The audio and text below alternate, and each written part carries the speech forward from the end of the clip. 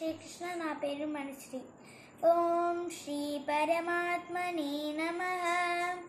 శ్రీమద్భగవద్గీత అథ పంచదశోऽధ్యాయः. శ్రీభగవానువాచ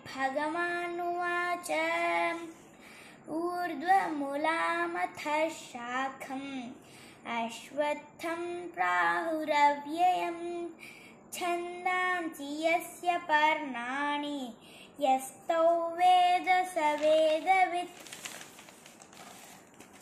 అథశ్చోర్ధ్వం ప్రసృతాస్తస్య శాఖా గుణప్రవృద్ధా విషయప్రవాలాః. అథశ్చ మూలాన్యనుసంతతాని కర్మానుబంధీని మనుష్యలోకే న రూపమస్యేతథోపలభ్యతే నాంతో న చాదిర్న చ సంప్రతిష్ఠా. అశ్వత్థమేనం సువిరూఢమూలం అసంగశస్త్రేణ దృఢేన చిత్వా.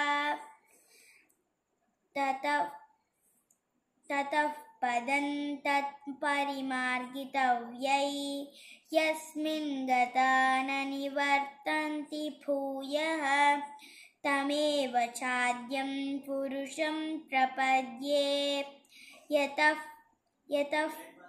యతః ప్రవృత్తిః ప్రసృతా పురాణీ నిర్మాణమోహజితసంగదోషా అధ్యాత్మనిత్యా వినివృత్తకామః. ద్వంద్వైర్విముక్తా సుఖదుఃఖ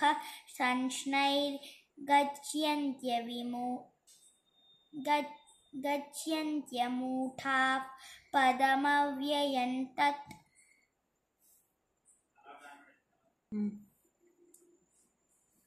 న తద్భాస్యతే సూర్యో న శశాంకో న పావకః యద్గత్వా న నివర్తంతే తద్ధామ పరమం మమ. మమైవాంశో జీవలోకే జీవభూతः సనాతనः. మనశ్షష్ఠానీంద్రియాణి ప్రకృతిస్థాని కర్షతి శరీరయ్యదవాప్నోతి యచ్చాప్యుత్క్రామतीश्वरः. గృహీత్వైత్వాని సంయాతి వాయుర్గంధాని వాశయాత్. శ్రోత్రం చక్షుస్పర్శనం చ రసనం శ్రోత్రం చక్షుస్పర్శనం చ రసనం ఘ్రాణమేవ చ. అధిష్ఠాయ మనశ్చాయ విషయానుపసేవతే